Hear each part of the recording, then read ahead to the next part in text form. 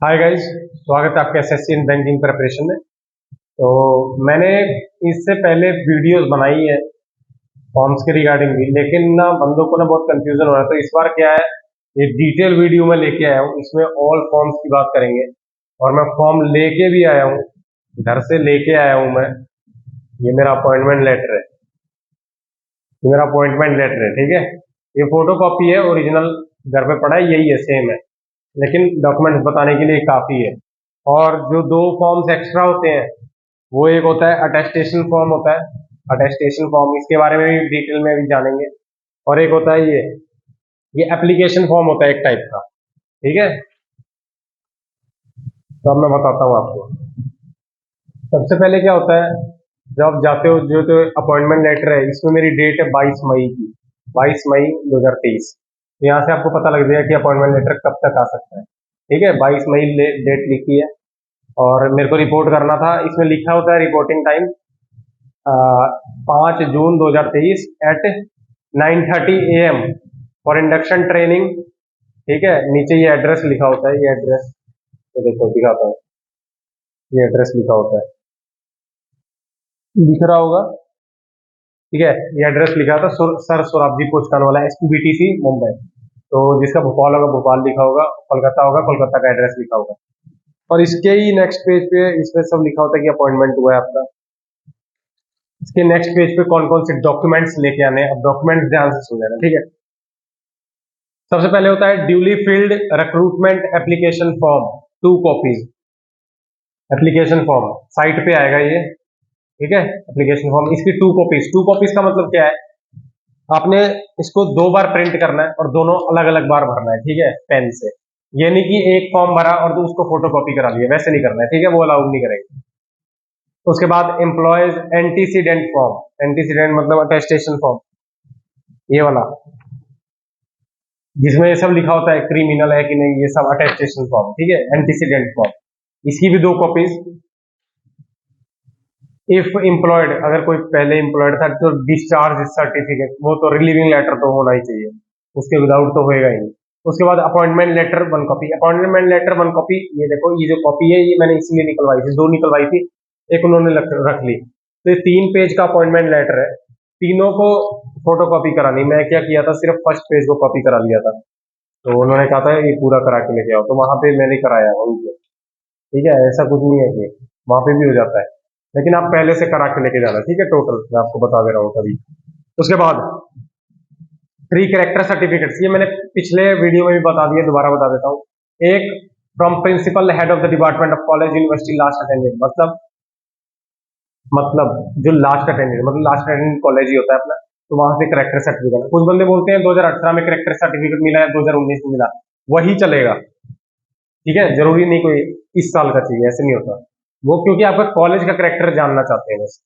उसके बाद एक अपना from a gazetted officer, gazetted officer देखो कहीं से भी मिल जाएंगे, आपके जो फ्रेंड होएगा कोई, यार कोई ना कोई तो होएगा ही, एक ही चाहिए अपने को, ठीक है।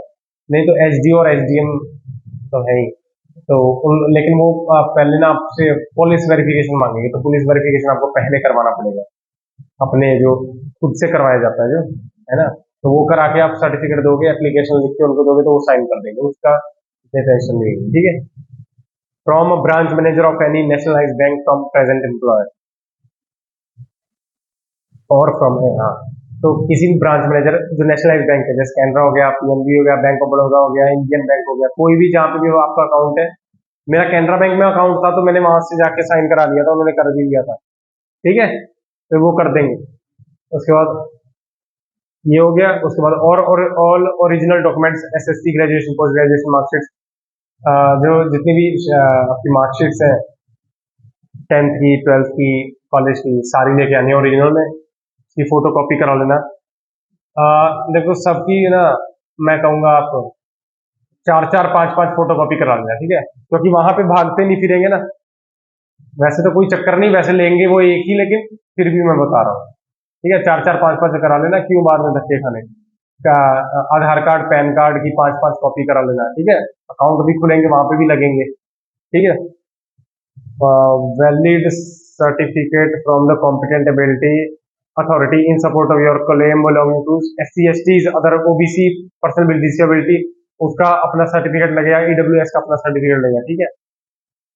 Cast validity certificate in supportive claim, हाँ वैलिडिटी मतलब वैलिड होना चाहिए वो एक तरह से, क्योंकि शायद इसमें ईयर का भी कुछ पंगा पड़ता है, वो मैं थोड़ा क्लियर करूंगा ईयर वाला, क्योंकि मुझे मुझे इसके बारे में उतना वो पता नहीं है, ठीक है। मैं पूछूंगा, मेरे दोस्त हैं कि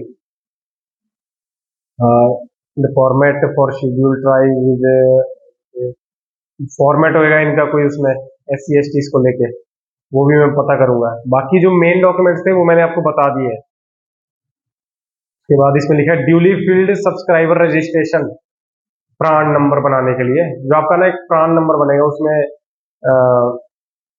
कंट्रीब्यूशन जाता है, ठीक है, सैलरी का पार्ट कटता है हमारा और गवर्नमेंट भी डालती है, वो एक तरह से पेंशन प्लान होता है, एक तरह से पेंशन देते नहीं है ना, लेकिन लास्ट में जो वो इकट्ठा होकर मिलता है, फिर वो प्राण नंबर एक ही होता है। अगर यहाँ पे बन गया तो आप ऑर्गेनाइजेशन चेंज भी करोगे तो वही प्राण नंबर सेम रहेगा। ये प्राण नंबर भर के ले जाने की जरूरत नहीं है, वहां पे भरवा लेंगे, मैं तो भर के नहीं लेके गया था, ठीक है। Medical fitness declaration by the candidate, ये तो मैंने बता ही दिया था। डिक्लेरेशन और फॉर्म भी आएगा मेडिकल, वो CMO से साइन करवा के ले जाना होगा। तो ये थे भैया, और यहाँ पे लिखा भी हुआ है formats available on banks website www.centralbankofindia.co.in, ठीक है। Under career folder, career folder में ये थे, ये सब फॉर्म्स थे शायद। You are advised to download the same and personally hand over to the duly filled forms to the bank official at the time of reporting, मतलब 5 जून को जैसे मिला था उस दिन भर के देना था हमें। नेक्स्ट में लिखा हुआ है, यही लिखा है सैलरी कितनी होती है, इसमें लिखा है बेसिक पे 36,000, लेकिन वो 36,000 नहीं है, अब 48,480 है वो, शायद मैंने आपको बताया भी होगा, ठीक है, वो बढ़ गया है अब। तो आप आ रहे हो तो आप नई सैलरी के साथ आपका एंट्री होगा, हमारा तो पुराने के साथ हुआ था। फिर वही लिखा हुआ है इसमें, ठीक है, your appointment is provisional, clear verification certificate, police authority satisfactory report, discharge certificate of current employ, ये सब ऐसी है। जो मेन बात थी मैंने मेन बात आपको बता दी है। Process for confirmation of probationary officer, जो वहां पे टेस्ट भी होते हैं आपके, ठीक है, वो टेस्ट की उतनी टेंशन नहीं लेनी, हो जाते हैं, ठीक है, समझ रहे हो ना, बस इतनी टेंशन नहीं लेनी। वो उसी के नहीं होते जो मतलब कभी बैंक जाए ही ना, बैंक तो जाएंगे ही हम, तो उसी के पार नहीं होंगे जो बैंक कभी गया ही नहीं, तो टेंशन नहीं लेनी उसकी। फर्स्ट एक्सटेंशन, सेकंड एक्सटेंशन, ये तब होता है जब 2 साल के बाद कोई पेपर हम फेल हो जाते हैं लास्ट में, तो 6 महीने का एक्सटेंशन, फिर फेल हो जाते हैं, फिर 6 महीने का एक्सटेंशन, कंफर्म हो जाते हैं मैक्सिमम, मैक्सिमम क्या 100% कंफर्म हो जाते हैं।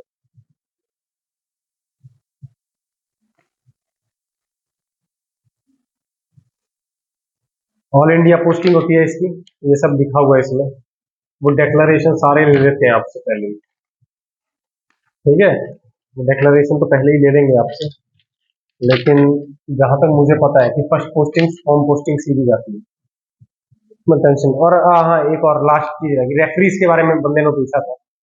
रेफरीज ये एप्लीकेशन फॉर्म के अंदर ही होता है, रेफरीज का पार्ट मैं बता देता हूँ क्या होता है। रेफरीज मतलब 2 रेफरेंसेस देने हैं, आपके पड़ोस वाले हो सकते हैं या ऐसे बंदे जिनका थाना आपसे सेम हो, वो होते हैं 2 रेफरेंसेस, उन दोनों के नाम यहाँ पे ये देखिए, ये लिखा हुआ, ये ठीक है, यहाँ पे मैं बता देता हूँ, 2 रेफरेंसेस हैं, मैं बता देता हूँ क्या लिखा है। Give names of 2 references who have a special standing acceptable to the bank other than relative of formal employers, ठीक है, रिलेटिव नहीं होने चाहिए, मैंने पहले भी बताया था। References should have known you for at least 3 years, references 3 साल तक जानने चाहिए कम से कम। क्या क्या लिखना है उनके बारे में, नेम, ऑक्यूपेशन क्या करते हैं, एड्रेस लिखना है उनका, मोबाइल नंबर लिखना है उनका, ठीक है, और नीचे वाले दूसरे बंदे का भी यही सब लिखना है नीचे, उसके बाद साइन कर देना खुद से, हाँ बस, उनका साइन वाइन नहीं लगेगा इसमें, ठीक है।